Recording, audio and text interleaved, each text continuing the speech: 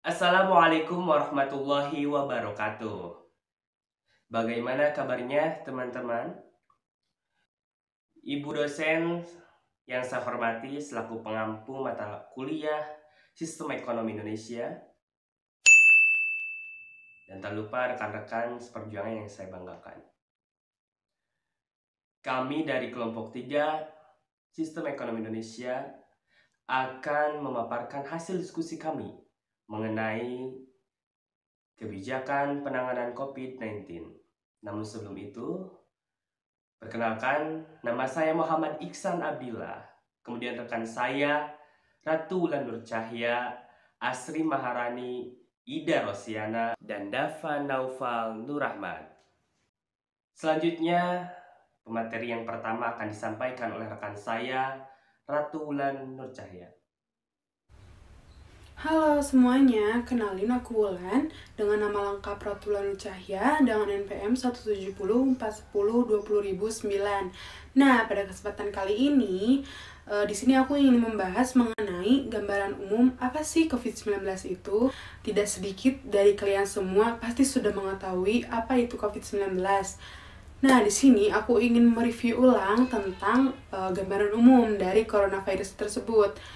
Nah, teman-teman, seperti yang kita tahu, coronavirus atau disebut dengan virus corona merupakan keluarga besar dari virus yang mengakibatkan terjadinya infeksi dalam saluran pernafasan, yaitu saluran pernafasan ini.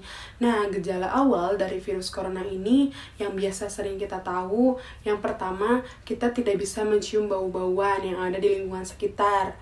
Kita tidak bisa mencium apapun yang terjadi, wangian yang ada di sekitar. Yang kedua, kita tidak bisa merasakan makanan yang masuk ke dalam rongga mulut kita. Kita tidak bisa merasakan asin, manis, pedas, maupun asam.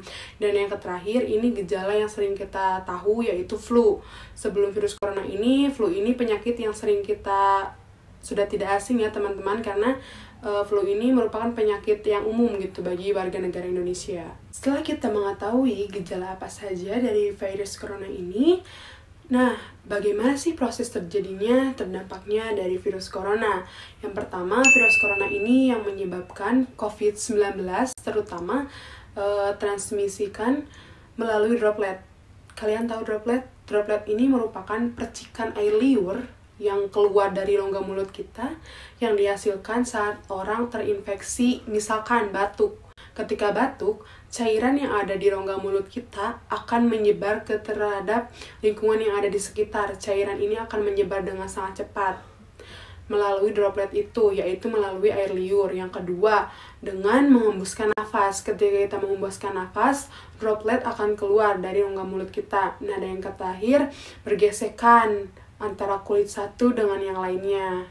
Sejak tahun lalu, yaitu pada bulan Maret, Indonesia sudah terpapar virus corona atau COVID-19.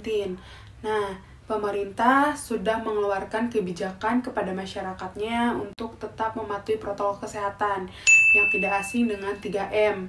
Yang pertama, memakai masker. Memakai masker ini gunanya untuk melindungi diri kita dari virus corona. Yang kedua ada mencuci tangan. Mencuci tangan ini merupakan salah satu pemutus rantai dari terjadinya dampak virus corona ini, karena kita tidak tahu di lingkungan luar ketika kita meraba seseorang, ketika meraba benda ataupun hal yang lainnya, kita tidak tahu apakah benda tersebut atau makhluk tersebut sudah terpapar virus corona. Nah, yang terakhir yang sudah tidak asing di telinga kita semua, yaitu pemerintah sangat mewanti-wanti kepada masyarakatnya untuk tetap menjaga jarak dalam satu ruangan maupun di lingkungan lainnya, dan serta menjauhi dari kerumunan. Itu merupakan ketiga unsur, ketiga M untuk kita menghindari dari virus corona. Ekonomi Indonesia pada masa pandemi COVID-19 menyebabkan beberapa efek. Yang pertama, laju pertumbuhan ekonomi nasional tahun 2020 diperkirakan mengalami pertumbuhan negatif. Pada kuartal pertama 2020, pertumbuhan ekonomi masih tumbuh 2,97%, tetapi memasuki kuartal 2 mengalami kontraksi hingga 5,32%. Walaupun di kuartal ketiga mengalami sedikit peningkatan, begitu juga dengan kuartal 4, tetapi tetap saja belum berhasil mencatatkan pertumbuhan yang positif. Menurut para ekonom, Indonesia tampaknya masih sulit keluar dari jurang resesi. Masing-masing mobilitas penduduk ke pusat perbelanjaan turun negatif 23%, ke perkantoran turun negatif 29%. Terbatasnya pergerakan penduduk membuat sektor retail terpukul, industri manufaktur lakukan PHK massal, dan jasa transportasi serta pariwisata alami mengalami resesi yang berkepanjangan. Nah, efek yang kedua adalah daya beli masyarakat turun karena berkurangnya penghasilan di samping terbatasnya aktivitas. Oleh karena pengangguran meningkat, akhirnya pendapatan masyarakat juga berkurang. Dan ini yang kemudian berdampak pada peningkatan jumlah penduduk yang miskin. Setahun corona, cita-cita Indonesia untuk menjadi negara maju di tahun 2045 tampaknya bisa tertunda. Yang ketiga, untuk menekan dampak ekonomi COVID-19, pemerintah telah merencanakan berbagai regulasi dan kebijakan untuk menahan dampak buruk di bidang ekonomi sekaligus mengupayakan pemulihan ekonomi itu sendiri. Terdapat upaya untuk mencegah penyebaran virus corona. Yang pertama adalah mencuci tangan dengan sabun dan air atau sterilkan tangan dengan alkohol sebelum melepas masker wajah. Saran Badan Kesehatan Dunia atau WHO, mencuci tangan dengan air mengalir selama 20 detik dengan sabun atau antiseptik bisa mengurangi resiko penularan. Yang kedua, lepaskan masker wajah dari bagian ikat telinga. Jangan tarik masker ke dagu untuk mencegah kontaminasi silang. Yang ketiga, setelah dilepas, lipat masker wajah tersebut ke dalam bagian yang menyentuh mulut. Keempat, untuk masker wajah sekali pakai, gulung masker bekas, gulung dengan tisu, dan masukkan ke dalam kantong tertutup. Yang kelima, masker dan filter wajah bekas harus dibuang ke tempat sampah kuning. Sehubungan dengan pandemi yang telah terjadi sejak tahun lalu, pemerintah telah beradaptasi dan menyiapkan serangkaian program guna tercapainya pemulihan ekonomi nasional.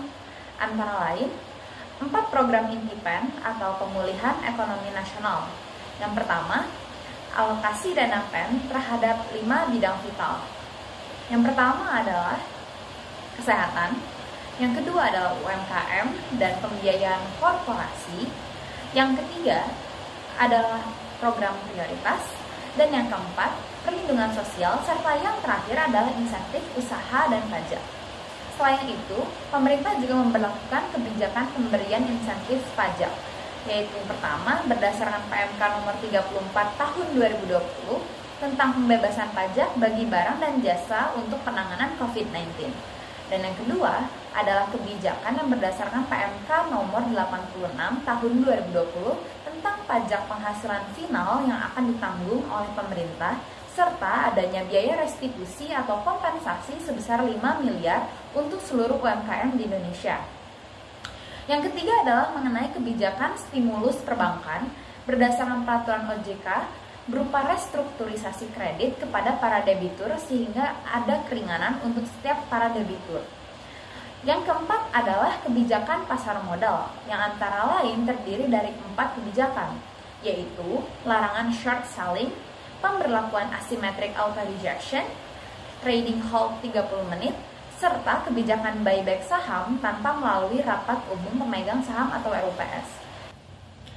Selain 4 program INTIPEN yang telah disebutkan, pemerintah juga hadir bersamaan dengan program sosial kemasyarakatan lainnya yang meliputi 1. Program bantuan sosial yang terdiri dari insentif kartu prakerja, program keluarga harapan, bantuan sosial khusus, kartu sembako, serta subsidi dan listrik gratis. Dan yang kedua adalah pembukaan lapangan kerja berkelanjutan atau UMKM berbasis online oleh Bank BNI dengan programnya yang bernama Bank Kreasi Nusantara Craft Online serta Kominfo bersama program UMKM Cakap Digital yang telah dirilis baru-baru ini. Kami percaya dengan serangkaian kebijakan dari pemerintah bersamaan dengan kepatuhan masyarakat, maka pandemi akan segera usai dan ekonomi nasional Indonesia akan kembali bangkit serta mendunia. Yang terakhir adalah kesimpulan. Yang pertama, akibat dari masifnya penyebaran virus corona ini akhirnya ditetapkan sebagai pandemi global. Dan hal tersebut tentu berdampak pada beragamnya efek domino yang ditimbulkan di segala sektor atau sendi kehidupan. Berikutnya, melalui 3 tajuk utama kebijakan pemulihan ekonomi di masa pandemi COVID-19 seperti telah dijelaskan sebelumnya, harapan masyarakat dan juga pemerintah tentu akan sama besarnya untuk semakin mempercepat atau mengakselerasi percepatan pemulihan ekonomi. Namun hal ini akan bergantung juga pada bagaimana implementasinya serta sinergitas antar pemangku kebijakan dan juga masyarakat itu sendiri. Dan pada akhirnya hanya waktulah yang bisa menjawab lebih cepat atau malah lebih lambat pemulihan ekonomi ini akan berlangsung. Baiklah, mohon maaf atas segala kekurangan. Terima kasih atas segala perhatian. Akhir kata, wassalamualaikum warahmatullahi wabarakatuh.